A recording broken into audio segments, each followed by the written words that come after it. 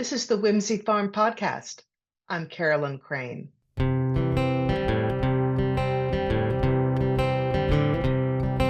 a big wide world right out your door. Good people doing good things. Whoa, it's a big wide world.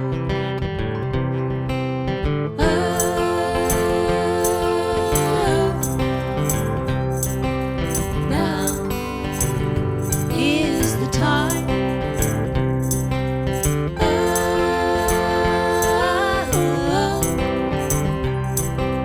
Now is our time.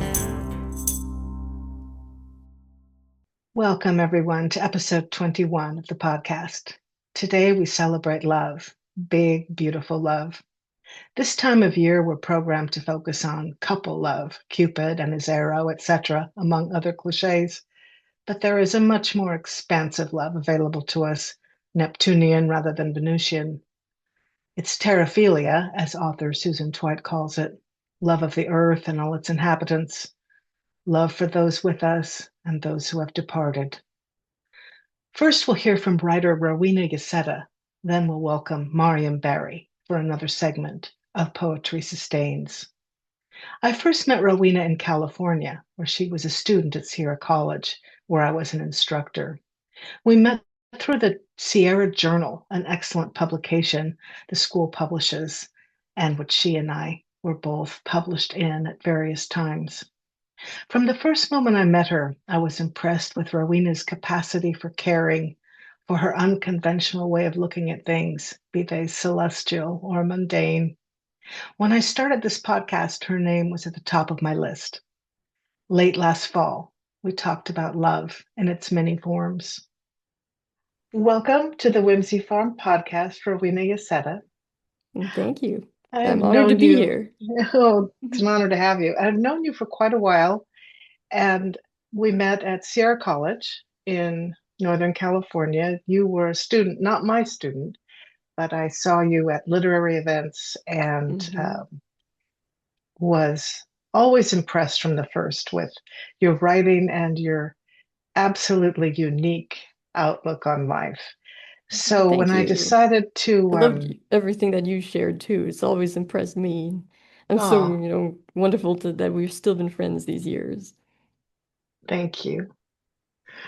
So this is going to air in February when a lot of people are thinking about love in a very specific way. And in recent years, I've been a very amateur beginning student of astrology, and I hardly know anything. But one thing I've learned is that there's the inner planets and the outer planets, and the outer planets are considered a higher octave of the inner planets. So when we think of Venus, we think of love, traditional love, eros, romantic love. Well, the higher octave of that is Neptune. And so Neptunian love is more the love that encompasses the galaxy, the love of all things.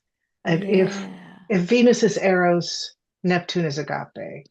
Oh, that is so cool. Yeah. Isn't that cool? So that is one of the reasons I thought of you to do this episode, because I think you have a beautifully Neptunian way of looking at the world and of love. And I jotted down a few, well, you jotted down, but I copied them here to read. So I'm going to read you some things that you wrote to me, and then there'll be starting points to talk further. Okay, so the first one is, we love what we grow to admire and stand in awe of, such as the universe. I fell in love with this universe a long time ago, all the different species and landforms and people, and it's a primary driver for why everything that goes on within it is of interest to me and warrants my concern. Oh, yeah. Yeah, that's a very important part of me, since I was young. I think because I grew up surrounded by nature. Like, we went and moved to Colorado from California. We went to Colorado when I was just 4 years old, and it was just this like 2-acre property in nature with snow and this herd of deer that came by. And my sister and I used to sneak under a fence to feed horses in our neighbor's property. And it's like the world is just so big and huge, and and you see the stars at night and you wonder like what's out there, and it's so vast and grand. And back when I was young, I was raised in a more like religious household, and so I ascribed a lot of that to God, and so I really fell in love with the feeling of being in awe, the sublime. As I kept going on in life, I had more doubts and things like that, and kind of exploring like, oh, I can't just assume what I believed was just happens to be true. And so I took a more like, explorative, skeptical approach. And I kind of experienced an existential crisis for a decade or more, trying to explore different points of view and things like that. And I learned about evolution. I learned about, history, and I fell in love with science through that study and stuff like that. I eventually became an agnostic atheist, but I appreciate like deep down, like it's strange because coming from a place of faith and now from a place of skepticism, the experience of the sublime of the awe and the awe-inspiring is at the heart of me, at the core of me. And it like you said, it fuels. That's why I fall in love with something, is because you look at it and then you feel this awe that you don't feel with just anything, like just the normal things in life. But then sometimes when you see something that big, like a mountain, like there was one time I was just traveling. We're like taking a vacation to Highway 395. You probably know it. Going past Mono Lake and then past the White Mountains. And it was like, probably 10 years ago. And it was like getting dark, like it was like sunsetty. And I was looking at those mountains where you have like the tallest like, mountain in the continental US, Mount Whitney and stuff. And like I was looking at the mountains and I saw one of them. And it was like this beautiful face of it. And it's almost like I could feel like it could move, like it was so vast and grand. And like I could almost feel like it could lift up and that there was something different about it compared to the mountains surrounding it, the way that the light hit it. And I remember that. And I remember writing notes about it. Oh, excuse me. And just recording that in my notes and in the story that I was writing, to that feeling, because it made me, appreciate the grandness of mountains or the grandness of thunderstorms when you see them. I mean, I pursued a degree in meteorology because I loved weather and loved the danger, tornadoes, loved the vastness of storms when you see them. Because especially in California, like we have the least thunderstorms in the whole country. Like I don't know, just 10 or so thunderstorm days compared to like some place like Florida that does almost every summer afternoon. And so when a thunderstorm does come, it's like so special. And you go out, and my mom was like, don't go outside. There's lightning out there. But it's like, oh, you can't miss this. Like you go out there and then there's this lightning crashing above you. And to experience that is extremely special. And so but like when you experience things like that and then you look at your everyday world and you're like, well, everything is special. Like one of my favorite things is walking through an empty alley. Like you think people would just, oh, that's just some rundown place, or that's just some unimportant place where nothing's happening. But you just walk through there and you're like, everything's quiet and still. And you don't know what history has gone down there, and you just walk through something like that.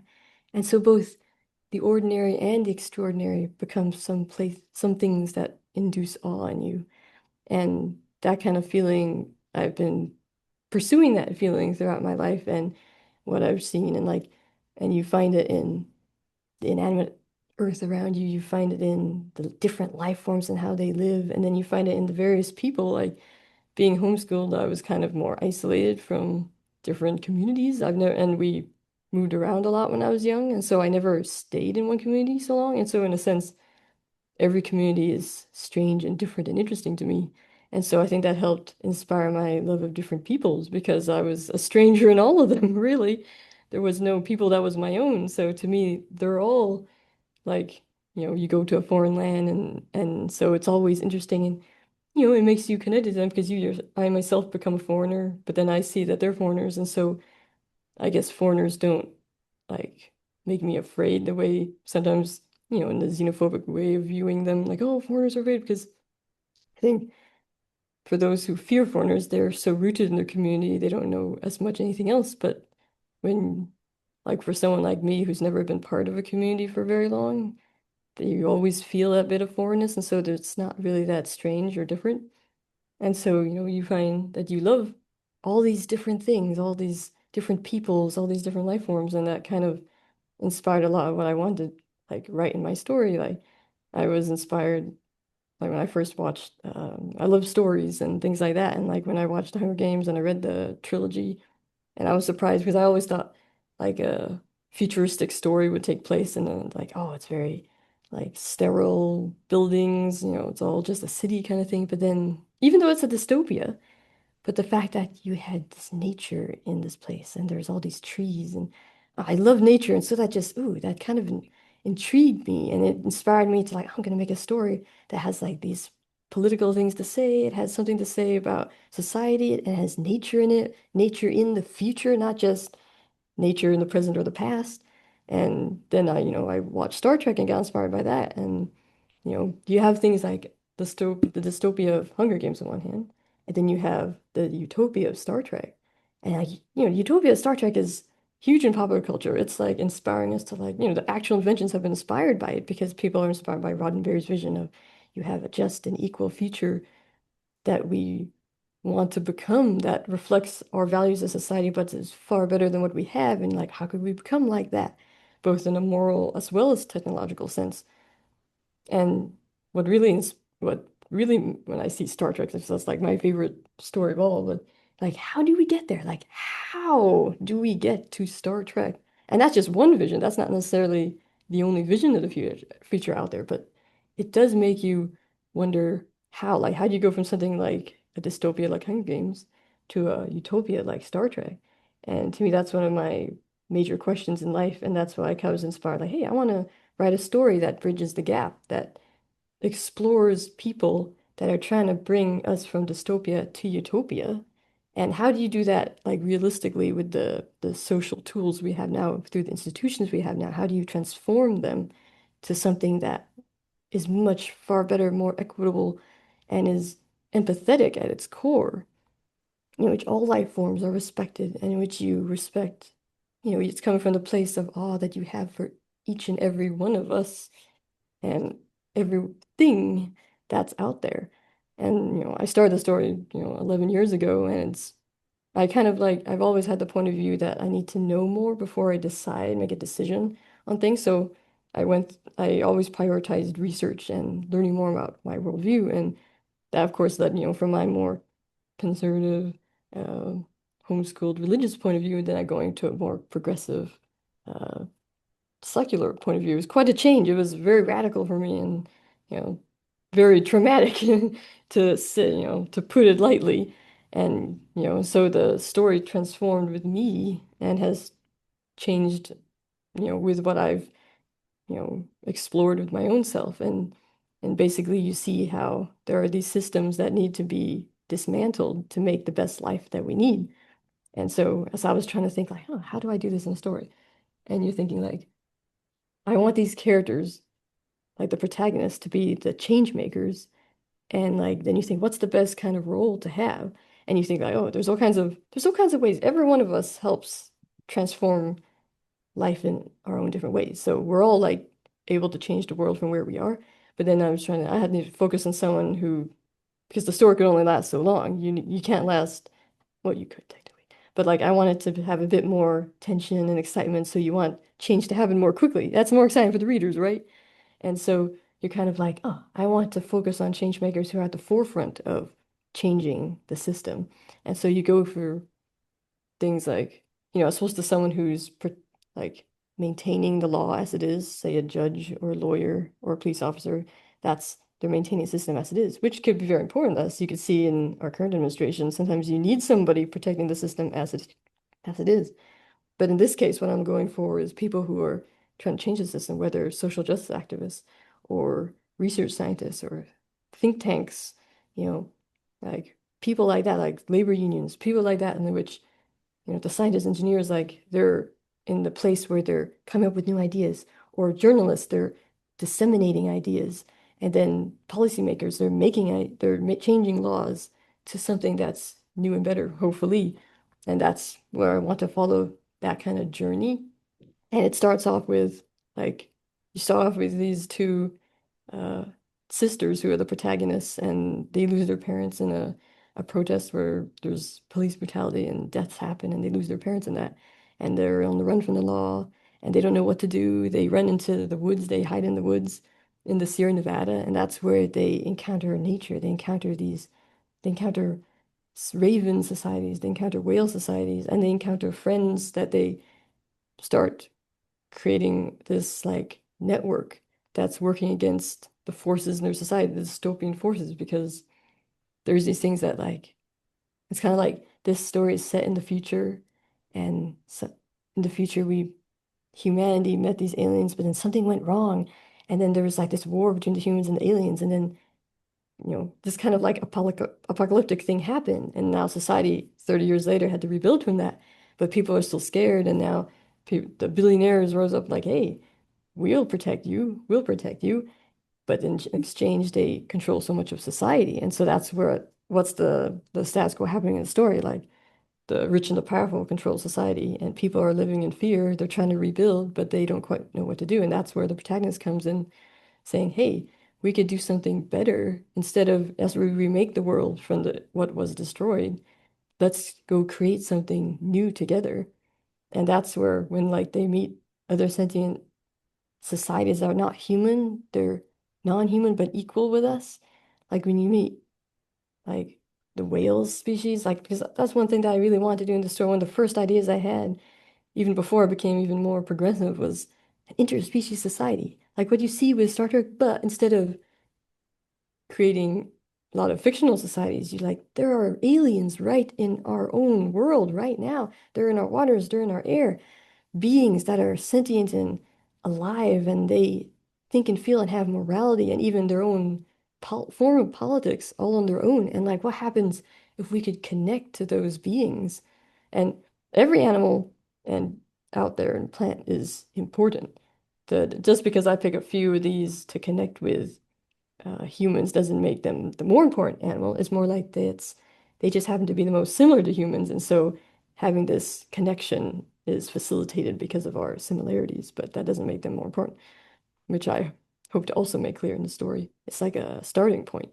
But like, whales are so fascinating. I love whales. Like you see, like we all know like they're the most intelligent creature on Earth besides humans. There's like 94 different species, and they're all so different from each other. Like you have like the sperm whales that have their own dialects, like clans, and like they're not always related, but like these female sperm whales, they form these families, and they're all together babysitting their those little sperm whales that they can't dive deep because their lifestyles to dive deep and captures squid and cephalopods and things like that. And the sperm whale is like the biggest toothed whale in the world, and it eats so much cephalopods that it's the same amount of all the sperm whales in the world eat the same amount that fishermen catch throughout the world for humans. So it's like that's a lot that they eat. That they're a major part of the ecosystem, but they hardly overlap with the fishermen what we catch, since it's all these deep sea creatures kind of thing. So you have like, but then obviously the adult sperm whales could dive deeper than the little ones. So then a few of them stay behind to watch the little ones. And so they form these clans to take care of their young, very female-oriented societies. And they have their own dialects, these clicks. They make these little click sounds. And the scientists study them and how they vary depending on the clan. And so it's kind of like their own little nations throughout different areas of the ocean. And that's why I'm kind of starting, like I want to create societies of cetaceans in which they have like their own nations, their own clans, that humans would begin to discover like, hey, they have their own societies too. They have their own organization. And that's also cool too, because it's not just like with sperm whales, but then you also have different cetaceans interacting with each other. They call them MSG, like mixed species groups. And like, for example, humpbacks, there's like 22 other species that they tend to interact with, and we're not entirely sure how much communication there is, but you find them together with these other species. And so me as a writer, as someone who's imaginative, I'm like, well, what happens if they're forming a society together? Like what happens if humpbacks and these other like dolphin species are together forming their own society? And it's something that's separate from, say, the sperm whales. And then all these different societies that form, and they have their own unique ways of living. Like there's one dolphin species I really like. It's called the common dolphin. Doesn't sound like very fun, but they have like this beautiful, like tan splash of color on the side of their bodies, which is really gorgeous. And they live out in the ocean. They live on around these seamounts, which are basically mountains underwater. And so you can almost call the common dolphin the mountain dolphin. And like that's where they live. And then there's these other dolphins, the pan-tropical spotted dolphin, that they live out in the open ocean, like the Serengeti. And there's thousands of them that gather. And because out in the open ocean, there's nothing out there. So it's like zebra, like you only have each other to hide behind. And so their pods are so important. So you form thousands of them to like to disorient the enemy that could impact them. And so that's why I want to highlight in the story that it's not just, oh, you have cetaceans and they have a society. No, there's many different societies and they each have their unique ways of living. And that's something to respect and to bring to the fore. And so that when we finally break the language barrier in the story and we're able to communicate with them, they could finally share what they need from us, like things like that they get impacted with us, like whether climate change or noise pollution. Like, the US military has such dangerous radars that make really loud sounds that impact cetaceans and other marine life, and ship strikes that kill a lot of whales and dolphins and things like that. That's something that we're always like, oh, we need to like protect the marine life. But imagine if someone from the ocean could finally speak up in their own voice and tell us, hey, we need this to stop. To have that representation. Like we always say, save the whales. But it's always we, the active party, and the whales is passive. And I just want in this story, the whales get to be active. The whales save themselves, in which they get to be their own agency in the story and participants in the story. And and that's not like they're a component of the story. I feel like, there's so much with whales that could be their own story, honestly. But they're part of the story that initially, like the sisters, they encounter the ravens, the whales, and the other humans who are marginalized groups who are being targeted because like, they're sympathetic with aliens, like because they feel the aliens, this big threat that came 30 years ago, there's ominous signs that it's returning. And so now, of course, the billionaires are fomenting that kind of fear that's happening. They're trying to get people not to challenge the system by stoking this fear. And so people who are, of course, have marginalized traits of being targeted as part of this larger threat. And so now they're banding together saying this, we're not going to take this anymore. We're going to do something different. I just love the tapestry you took us on. Oh, So many thanks. dimensions of love were touched on. And what you just said reminded me of the second thing that you wrote me that I excerpted that I Oh, want to read. yeah. Whether getting more politically active or writing a novel, I'm trying to raise awareness of those persons and beings whom society takes for granted or outright oppresses. It doesn't matter if that person is trans or an immigrant or is another species entirely, such as the 90 plus species of whales in our oceans. Each is a person that deserves to live their best life. I feel like it's my job to enlighten myself about who they are and what they suffer, and in turn share that knowledge with others to help improve their lives.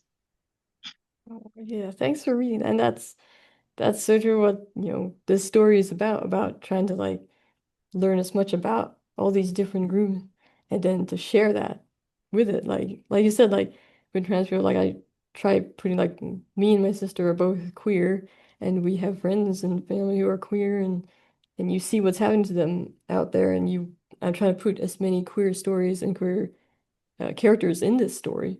And like the things you see out there with the Trump administration with all the executive orders that are just heartbreaking, especially for the trans community about, the things that they're being targeted in sports and visas and gender affirming care and stuff. And it's just, so many letters that I try writing on all these different issues to try defending what you feel like is your own community in a sense.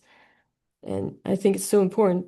That's why we need things like contacting our representatives and writing stories like this. That's like the whole point of like moving the like Overton window, like, oh, like the Overton window like represents things of, well, what's mainstream and possible in the political sphere? Like if something's outside that window, then oh, this is too strange, it's too radical, it's too outside the window that to be viable. And it's the job of people that I feel like me and for you to be change makers to be voices of these ideas that need to become more popularized so that eventually we can move them into the political space to make change.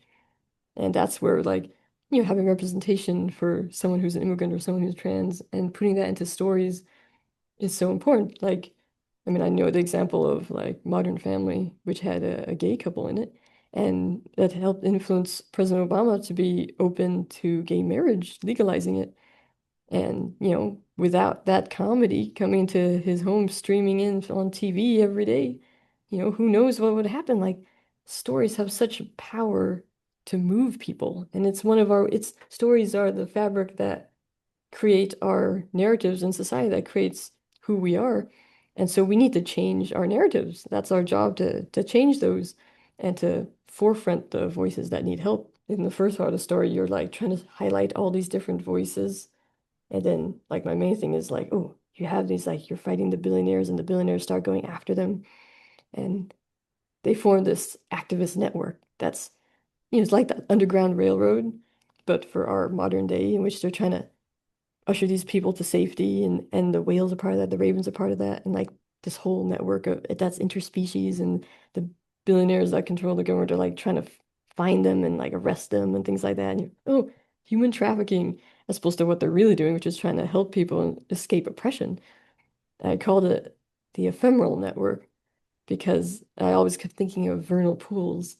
Like that's one of those like things in California, these beautiful ecological zones that they got like so many of them have been wiped out with development, like I don't know, upwards to 90% or something. And it's so sad. Like I went to visit a vernal pool several years ago out in the open, and it was like it's just like a little, and all the rest of the year is just this little muddy hole in the ground, and you think there's nothing of it. You think it's just unimportant, and but then when you come into springtime and there's water in it, and then there's this ring of flowers, and I went and examined all the different species within that and compared to the species outside, and the species outside were like invasive species of grasses and things like that that taken over all of California, tons of invasive species of grasses. But in the vernal pools, there's endemic species because they're specifically evolved and adapted for that very specific lifestyle, the vernal pool. And they're all across this vernal pool, and they're beautiful and they're stunning when you look at them all, these different flowers and things like that. And I was just out there on a windswept day, and it was like timeless, like time stood still, and you're out there with your wind blowing to your hair, and I was taking pictures of all these things, and it was just my sister and me, and it was so beautiful. And I wish I could have been there forever because it just moved me so much. But it's like I wanted to call my Underground Railroad, I wanted to call it the Ephemeral Network because ephemeral is another name for vernal pool. It's ephemeral stream. You think it's not important. You think it doesn't last long. You think it's not powerful, but it is. And it's one of the most powerful things, and it retains a memory and it retains power. And that's what the ephemeral network in my story would be like. They're underestimated by the billionaires, but they are underneath. They're just waiting for the spring, and they would come out and they would help come and change society. And that's what they do first. And then moving on, like from the first step is campaign finance reform, which I always think, oh, it doesn't sound sexy, but that's where you take the money out of politics. You take it out of, you take billionaires and corporations out of our government and politics so that you could finally get change makers who don't rely on big money because you'll never get change if it's only big money that funds everybody. And so the first step is campaign finance reform. And then after that, you could finally get people in who are here to dismantle capitalism, here to bring empathy to our economic system, here to bring reparations to people, here to like fix zoning so that you don't have all those ancient redlining that was racist that now formed this caked in these communities stuck in poverty. It's like, oh yeah, we don't have redlining anymore. But the communities are still there. They were formed from redlining and they're still there. It's like you need to fix zoning so you don't just have, oh, all these single family homes that are too expensive for people of lower incomes to move into. Let's bring in communal living, changing from the nuclear family to more communal living like it was in the past, where you could have, feminist cities where you have shared spaces where women could cook and men could cook, and and raise their children together. You have childcare already on site with each housing development. You have public transit that's built in when you build communities. That's one useful thing of apocalypse. You could destroy things, and then you could bring like, oh, there's all this destruction. How do we rebuild society now? And that's one of the questions in the story between the protagonist and the antagonist. Do you want to just rebuild society the way it was with the old discrepancies, or do you want to make something better, something new and more equitable? And so that's where some of the push and pull and the tug of war in creating a new and better society. And one of the things I'm inspired by is called Paracon, which is like it, if you ever read that book, it's a really good book called Paracon: Life After Capitalism. And it really has a beautiful vision for a radical restructuring of our economy that's it's neither market economics nor centralized planning. It's participatory planning in which the means of production are community owned instead of for profit. And then you have these different councils of both the workers and the consumers agreeing on things like prices, agreeing on allocation, and working together in a democratic way to create our society in which your vote is dependent on how much you're impacted by something instead of just, oh, you just happen to be born powerful and with property and stuff. Like people should have the right to vote based off if their life is impacted, because that's how reality actually works. And so that's kind of like a vision that the characters are moving towards, something that you radically change society in which, like with corporations, like each one is a little dictatorship because the employee doesn't have any say on the leader. Like we keep thinking, oh, we live in a democracy. Well, do we though? But like no one is electing the CEOs or the council boards and things like that. Like shouldn't employees have like a vote on who gets of the managers rise up to become CEO? I think that would radically improve the lives of workers across the world, really. Like I feel like that's something that needs to happen not just for the US, obviously, but for everywhere. And that's what I do in my story. Like, obviously, since I'm an American, I have a lot of the story focusing in the US, but it's an international scope. Like, in order to do something so big like to dismantle capitalism, you need the whole world involved in that. And so you have the whole world involved with their own ideas. It's not just the US taking the lead. We don't want to be American centric here. But the idea is like I read books on like the Muslim perspective on like they really dislike debt based off their religious beliefs. And so that there is a book called, Debt-Free Economy and trying to come up with an economy that doesn't have debt. And like, oh, I didn't even think about that. But because of their particular religious perspective, it's something that they don't want to be saddled with. And so it's like, oh, that's why it's so important to take in perspectives from other perspectives, indigenous perspectives, all these different perspectives coming in to create a better world because you can't just do it on your own. You need to bring the whole world together in, and we're all in it together, so you need to come together and bring everyone's ideas to fashion that new world that gets to form. And yeah, and that's just, it's something that's really exciting to me and what I'm trying to craft with these characters. And and same thing with like indigenous lands, like there's over 500 tribes in the US, and their land was stolen from them and they need that land back. Like to bring back that land to them is something that would help them because that was their home. That's their whole identity. I mean, imagine if your own home and land was taken from you, and how would you feel that, the generational trauma that impacts them.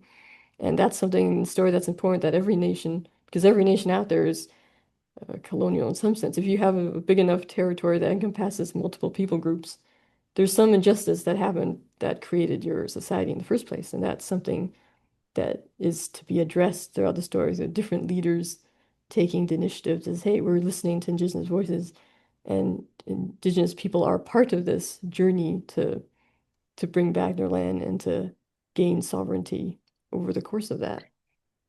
Your mentionings of your novel in progress are really making me excited to read it and to see how you weave all of these information into your narrative. It's really a wide, important landscape.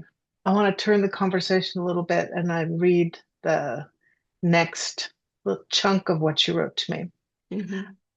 But the love for others and the planet should be balanced with a love for oneself and one's needs.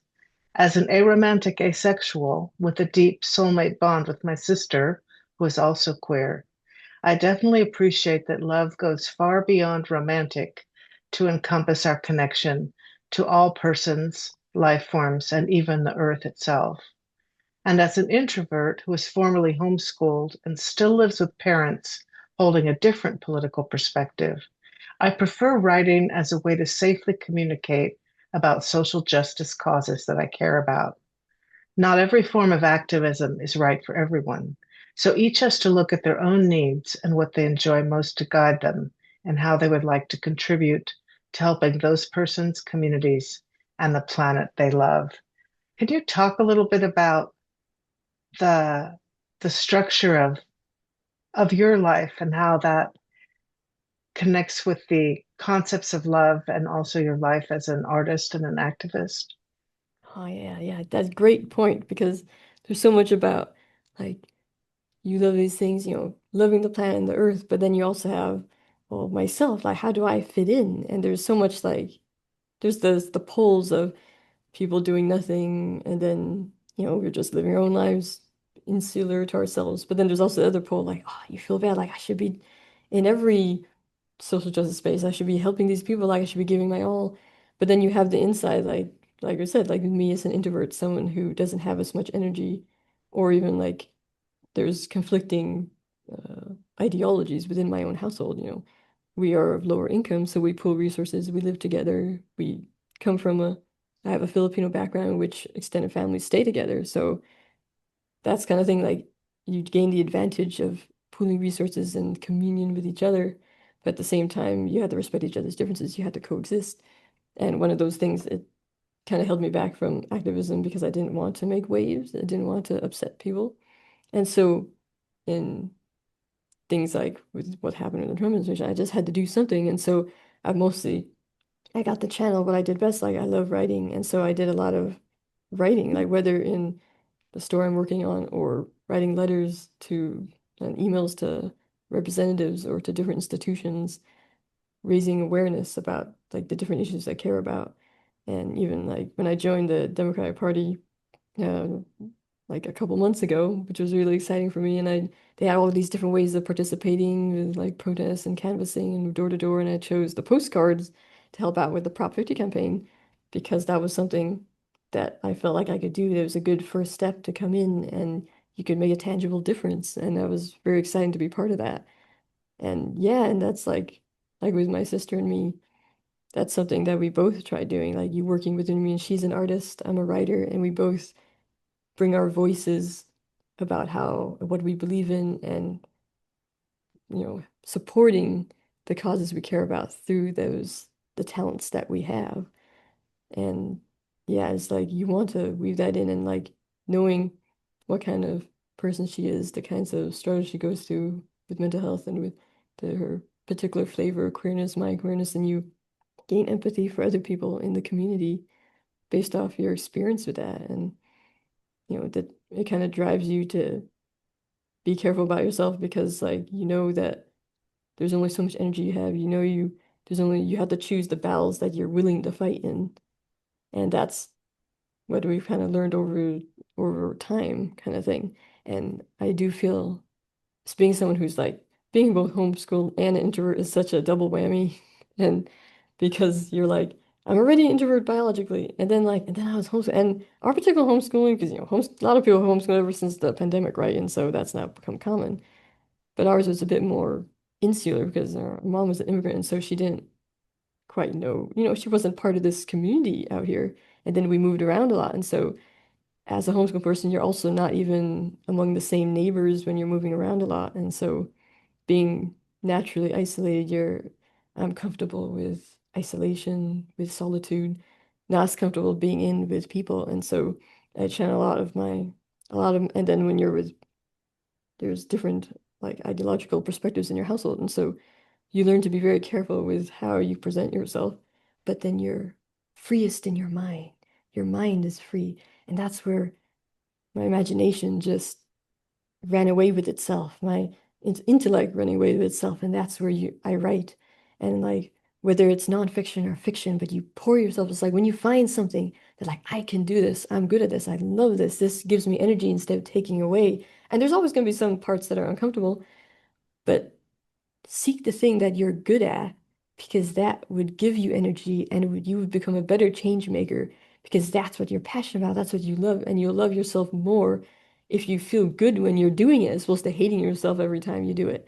And that's important. And so, I pour myself into writing and I get better at it and you try refining it and like one and also finding really good resources like for anyone's I know this writing site that I know is particularly for like storytelling, but it's also good for nonfiction too, because it's called mythcreants.com. And what's so cool is that they have some of the best writing advice I've ever seen, but also they're wonderfully leftist. Like they put in saying, how do you avoid being sexist in your writing? How do you avoid like oppressed mages, like a trope that like I've never heard anyone else say, but like because you hear about magic people and they're oppressed, but you realize oppression is not just because of differences, but oppression is because of power differential. And sometimes in stories, you see a lot the trope of they think mere difference is what leads to oppression, but it's really the power differential. And so, how they caution about, hey, be careful when you're writing this trope because then you're promoting something that's not quite true in the real world. So, you have to be careful of, oh, the magic person with all this power is oppressed. And that's something to be very careful about because then you're teaching that powerful people can be oppressed, which is exactly leading to things like white supremacy. Think, oh, we're oppressed, like, oh, that's a very dangerous place you want to be in. And so that's why as a writer, you have to be aware of these tropes and not to, and they're so common. People aren't like trying to do bad things. It's just so easy to fall into these tropes. And that's why I love reading these things that like, ooh, it gets you thinking like, oh, that's in my own writing. Let me go fix that. And so you could find this in a lot of different places, but that's why I find the miscreants points these out really well, and then they have some really amazing writing advice, things about through lines and stuff like that that I didn't find in other writing devices. Over a decade of being a writer and reading different advices and things like that. So that's things like that, just to put it out there for those who are in that particular space that you want to help in. But yeah, that's what I find very inspired to do that sort of thing. It really struck me when you talk about your parents and still choosing to live in community with your parents who are not politically aligned with you and your sister. Hmm. And there's a trend in society that I've read about that's becoming more common of children choosing to break up with their parents, grown children choosing Hmm. to break up with their parents and not Hmm. contact them again because their beliefs aren't aligned. Hmm. And yet that you live in a very close relationship, physically close and Hmm. emotionally close with parents that are quite different from you. How do you do that? And how does that feed you and how does that relate to our ideas of love? Well, yeah, that's a good question. Like, I think a lot of it has to do with the fact that I'm half Filipino, and our Filipino background is all about you live with the extended family. Like, growing up, especially homeschooled, and so we're isolated from other people, and you have the our mom raised us, and so we're thinking we're not going to be like the Americans around us in which the children leave when they hit 18 kind of thing. And there's always the sense that you live together and you take care of your parents and you get older just as they took care of you, that kind of reciprocity kind of thing. And so, we always kind of wanted to, be there for them and things like that. And yeah, it did get more difficult. We used to be of the same like political religious beliefs, but my sister and I kind of diverged from that. And I think, in some sense, there is a tension in the household, definitely that that exists. And sometimes you do think of that it would be better to split and stuff. But like, there's also the fact that you have to also want to care for them. And also, I think like you want to make sure that they'd be okay. And, you kind of work through some of those things because, you know, I think there's a bit of an Asian cultural element of keeping the peace. Like you know how to like you keep some of your own beliefs in and you put a different face to keep the coexistence of everyone and you help make other people happy. And I think that's why like so much of this is possible for me and my sister because we have each other. Like the us being so isolated from the world and then just the two of us sharing this deep bond, like we had the same values, the same beliefs, and we just bonded. Like, and we always hear like, oh yeah, siblings are close, but like, there's something about my sister and me are like soulmate, rock solid, can't unbreakable. It's like almost like a trauma bond, I'd say, in which you're like you're so close, you're isolated, you didn't always get everything you needed growing up. Like, there's issues that, we have that we didn't always get like the emotional support we needed, but we got it from each other. Like we got the love and the care and the emotional support from each other, and we sheltered in each other's wings, and we've always been there for each other, and we know each other inside and out, and we've become intellectual partners and emotional partners, and we had the same goals, we share financial decisions and things like that, and I think that bond between the two of us helps us withstand anything. It helps us live the life we have in which you coexist with four people and you don't always have the same beliefs because in the end, you have the person that you need. You only need at least one person who believes in you with that unconditional love. And that for me, it's my sister. And, I can't thank the universe enough for giving me my sister. Like I wouldn't be here if it wasn't for her. And, you know, this is a shout out for Valentine's.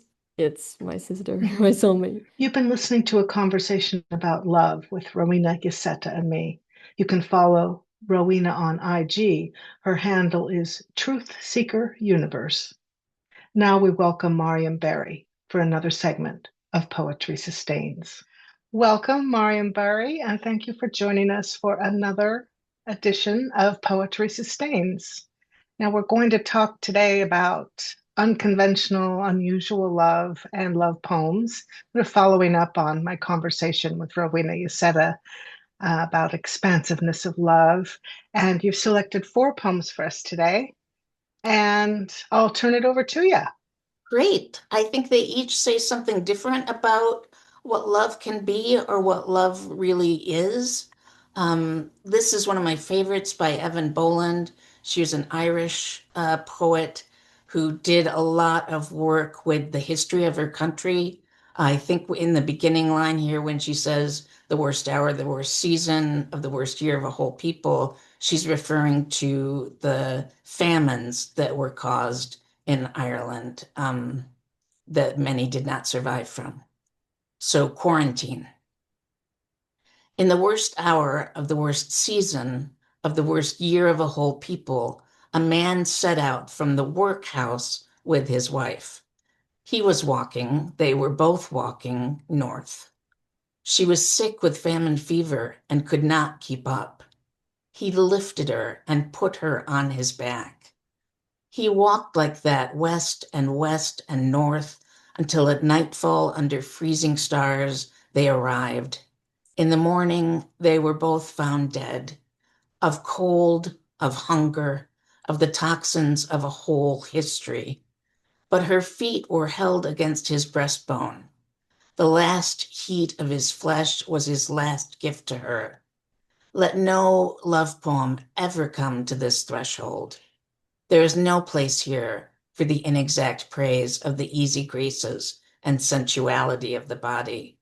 There is only time for this merciless inventory. Their death together in the winter of 1847, also what they suffered, how they lived, and what there is between a man and woman, and in which darkness it can best be proved. Oh, oh my goodness. The ending is powerful, isn't it? It's Yes, and so is the image of her feet held against his breastbone, and the understanding that his thoughts in that moment were of her, of helping her. He was not thinking of himself, he was thinking about her. Oh, sure. And for them even to leave the workhouse, the workhouses were places of extreme illness with typhoid and dysentery, and I think famine fever probably is typhoid, but he's walking out to find something, and he brings her with him, and this is what they find. And this is a mystery why they left. It is a mystery why they left. I think that she knew their names, but their names are not in the poem. There's no physical description of them. How could there be, really? Um, and they're violating quarantine by leaving, right? Right, right. I wonder how she came to hear of them. She did a lot of research into, um, Irish history under the British, obviously, but also she did a lot of bringing to light the Magdalen houses and the ways that unmarried uh, mothers were used as labor and free labor by the church for many years. Interesting. Interesting. Yeah, Thank you. I'm glad you I liked it. I love learning about their love. Yeah, yeah, and in which darkness it can best be proved. It doesn't negate the sexual joys that the next poem is going to really address, but it does talk about a love that's deeper than that, I think. Yes, truly selfless. Yes, yes, that's exactly right. The next one is a longtime favorite of mine. I think I used to send a copy of this poem to my husband when we didn't live together in the post every week, just to make sure he was still thinking of me. This Oh, translation is by W.S. Merwin. Um, Neruda was in many ways considered the Chilean national poet. He was a strong advocate of President Allende, who was democratically elected and reclaimed the Chilean copper mines for the people of Chile.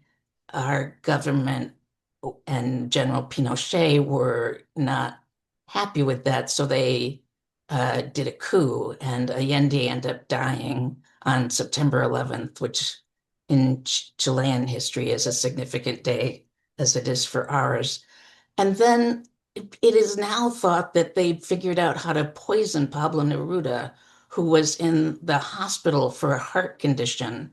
And his family, I think, had him disinterred, and they say they found trace elements of a particular poison in his remains. And it's very likely that the fascist government did have him killed. Fascist governments have killed a lot of poets. So poets are dangerous. poets are dangerous. Yes, they are. And this poem is, I guess you'll see how it's an unusual love poem in a second. Every day you play. Every day you play with the light of the universe. Subtle visitor, you arrive in the flower and the water. You are more than this white head that I hold tightly as a bunch of flowers every day between my hands. You are like nobody since I love you. Let me spread you out among yellow garlands. Who writes your name in letters of smoke among the stars of the south? Oh, let me remember you as you were before you existed. Suddenly, the wind howls and bangs at my shut window. The sky is a net crammed with shadowy fish. Here, all the winds let go sooner or later, all of them. The rain takes off her clothes. The birds go by, fleeing. The wind. I alone can contend against the power of men. The storm whirls dark leaves and turns loose all the boats that were moored last night to the sky. You are here. Oh, you do not run away. You will answer me to the last cry. Cling to me as though you were frightened. Even so, a strange shadow once ran through your eyes. Now, too, little one, you bring me honeysuckle, and even your breasts smell of it. While the sad wind goes slaughtering butterflies, I love you, and my happiness bites the plum of your mouth. How you must have suffered getting accustomed to me, my savage, solitary soul, my name that sends them all running. So many times we have seen the morning star burn, kissing our eyes, and over our heads the gray light unwinds in turning fans. My words rained over you, stroking you. A long time I have loved the sunned mother of pearl of your body. I go so far as to think that you own the universe. I will bring you happy flowers from the mountains, bluebells, dark hazels, and rustic baskets of kisses. I want to do with you what spring does with the cherry trees. Wow, what an ending. I know, it's awesome. It's awesome. That's a take the top of your head off kind of ending. Yes. Am I on the right track in seeing another layer here of unrest in Chile as the storm? Oh, sure. Although this was written not in the 70s, this was written, I think, in the collection that's called The Captain's Verses, which was published in the 30s. I alone can contend against the power of I men. know, he's such a dramatic little fellow, isn't he? Yes, And yes, he was. so swept away by his passion and sensuality that he sees it everywhere. It's really amazing to have this poem written for me. Like, I don't know how I could handle that big of a love. Uh, It's that would be very big. intense. Being monogamous was not precisely his path. Um, but I can imagine. yeah, yeah, yeah, it's so There's a lot much. of cherry trees out there. There are a lot of cherry trees out there. Yeah. But as love Uh, poems go, I love the way it celebrates the speaker's darkness and the speaker's quirks. Even though it is like my savage, solitary soul, who doesn't want to describe themselves like that sometime or another? Um, it's a someone really, who's afraid to look at that. That's who. oh, I suppose that's true. I suppose that's true. I want to do with you what spring does with the cherry trees. I'm Boom. gonna I'm gonna be thinking about that one for a while. Yeah, it's a good one. I'm glad you liked it. This is one I just found. The next one. I'm trying to go back to the, oh, that's where it is. I am too. Let's see here. Love Letter from the Afterlife by Andrea Gibson. Andrea Oh, Gibson's, this is the one. This is the one that got me. oh yeah, do you want to Okay. read it? Oh, wow. I'm not sure. I'd see here. You don't have to. Well, maybe I do. It Okay. really, I just got a little messed up in my, let me get the right thing up on my screen. She started It's off as a there again. slam poet and she died July 14th last summer. Um, and I think this is the last thing she wrote for her partner. I think that I'm on it right now. Okay. Okay, I will. Thank you. Oh, thank you. Love Letter from the Afterlife by Andrea Gibson. My love, I was so wrong. Dying is the opposite of leaving. When I left my body, I did not go away. That portal of light was not a portal to elsewhere, but a portal to here. I am more here than I ever was before. I am more with you than I ever could have imagined. So close you look past me when wondering where I am. It's okay. I know that to be human is to be farsighted, but feel me now, walking the chambers of your heart, pressing my palms to the soft walls of your living. Why did no one tell us that to die is to be reincarnated in those we love while they are still alive? Ask me the altitude of heaven, and I will answer, how tall are you? In my back pocket is a love note with every word you wish you'd said. At night, I sit ecstatic at the loom, weaving forgiveness into our worldly regrets. All day, I listen to the radio of your memories. Yes, I know every secret you thought too dark to tell me, and I love you more for everything you feared might make me love you less. When you cry, I guide your tears toward the garden of kisses I once planted on your cheek, so you know they are all perennials. Forgive me for not being able to weep with you. One day you will understand. One day you will know why I read the poetry of your grief to those waiting to be born, and they are all the more excited. There is nothing I want for now that we are so close I open the curtain of your eyelids with my own smile every morning.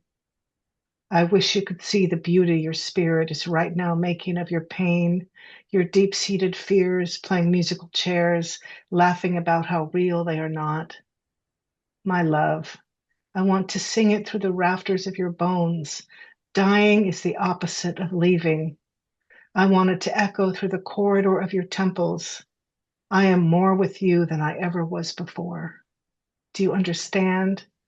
It was me who beckoned the stranger who caught you in her arms when you forgot not to order for two at the coffee shop.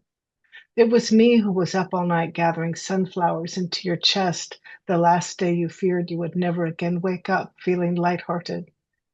I know it's hard to believe, but I promise it's the truth. I promise one day you will say it too.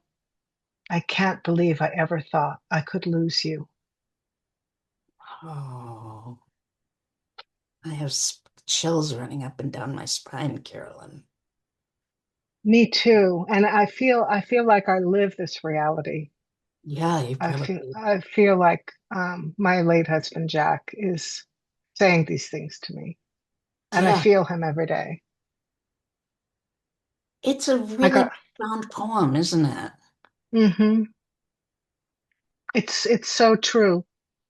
And it's amazing that there's little footage made for their local television station, and maybe in Boulder, uh, of them sitting in their backyard holding hands while Andrea read this to her. Um, it's, I really recommend it. Just hearing it in her voice is as powerful as hearing Carolyn read it in her voice.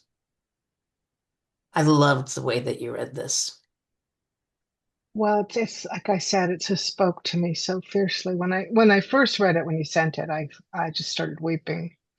I was like, Oh, yes, I know this is true. I know this is true. This is my life, I know, I know. I know it is your life. I know you've lived through this. and do live it every day. Yeah, 10 years later, 7 years later, I don't and will go on. know. And that's the power of love right there.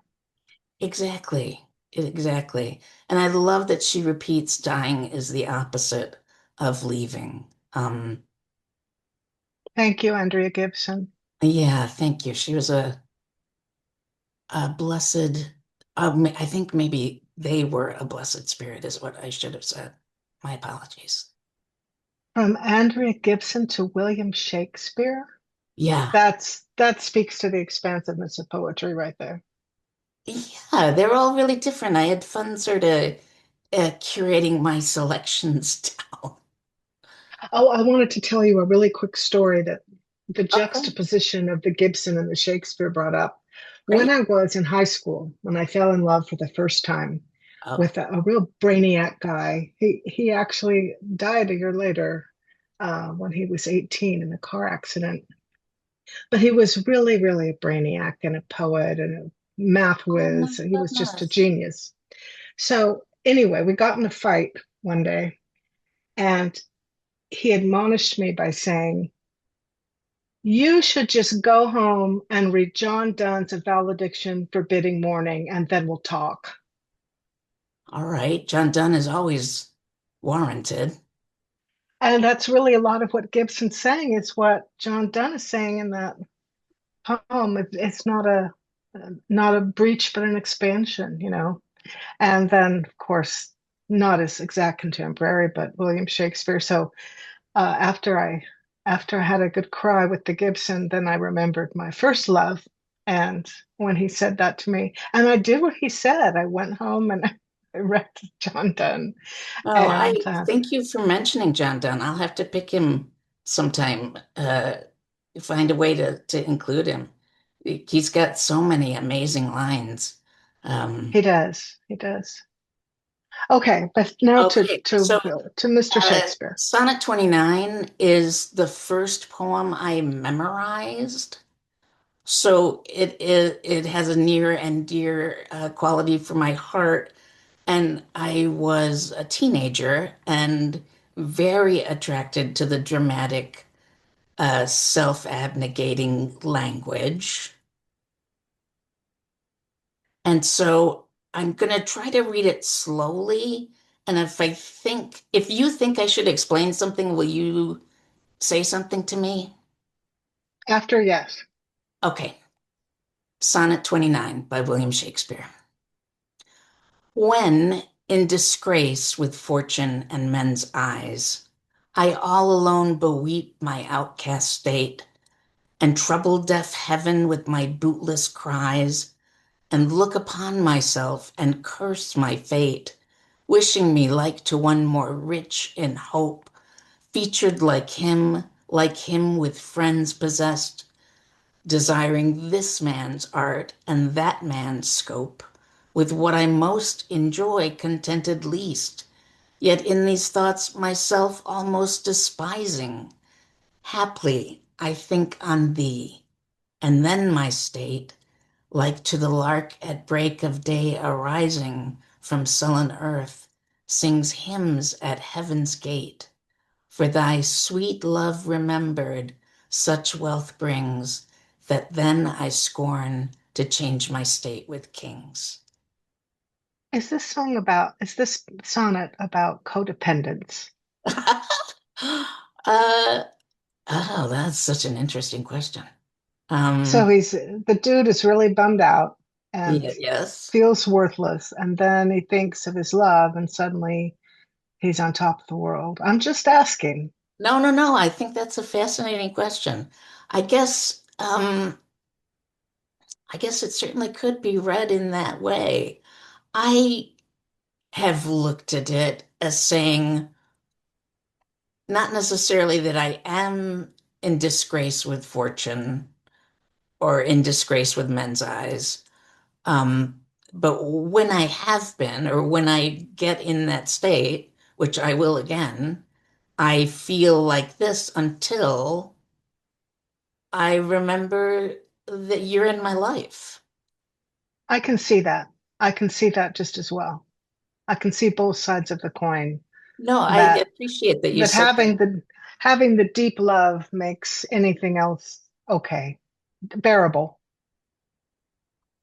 It you does know. make a difference. And being in disgrace with fortune and men's eyes means everybody's looking at you like you're a loser and a jerk. Um, And you're down and out, you're on the curb, you exactly. know, sitting on the Exactly. curb with dirty clothes and no shoes, man. Exactly. And And feeling yet she stays jealous with of him, people and or envious of he. other people. It could be. We know it's one. Well, we think it could be a heterosexual couple or it could be a same-sex couple. Yeah, we don't know. We don't know. I mean, there's so much mystery about the sonnet cycle, about who we know that it was lucrative for him, and that's really all we know. What speaks to you about it? I think I appreciate form is not my forte as a poet, but I love that he's able in these brief lines to capture so much so succinctly.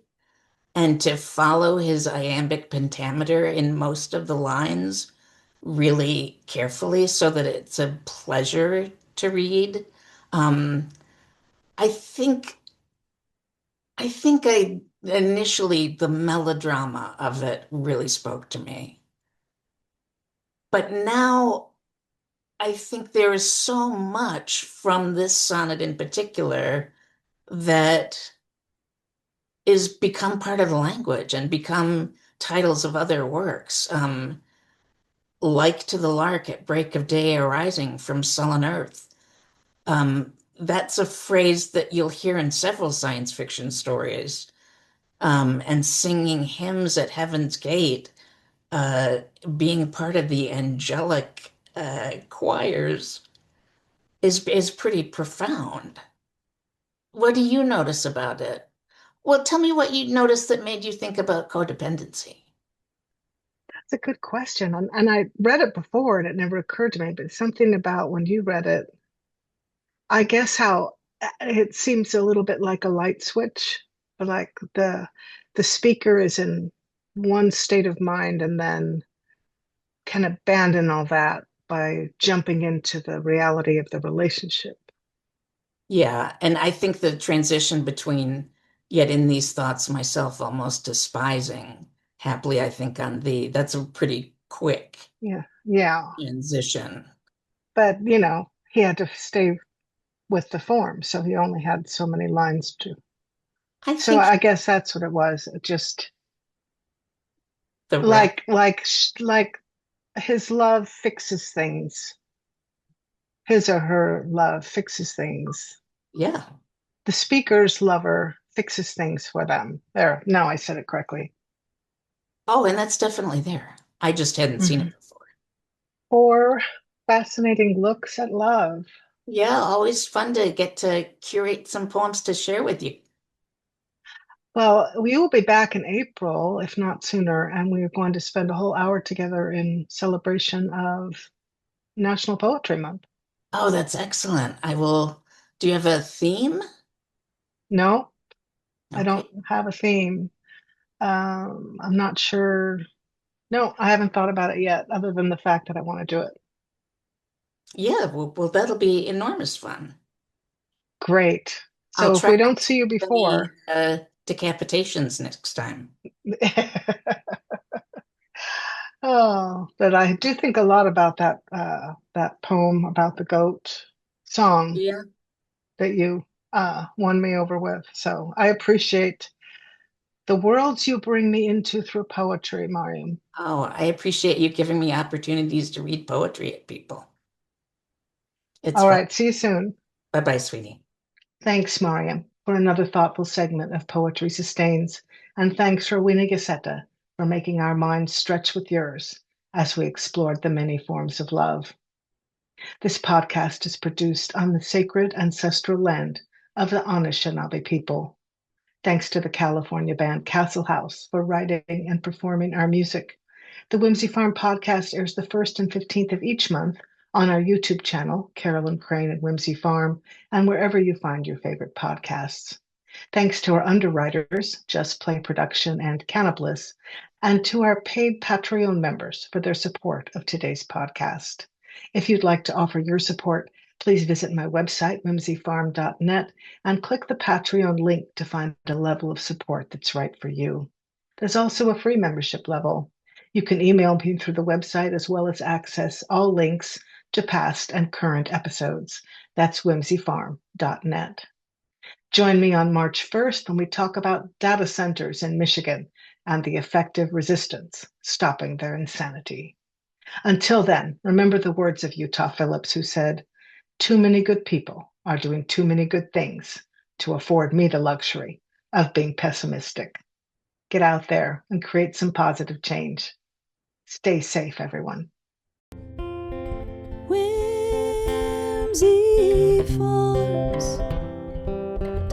whimsyfarms.net.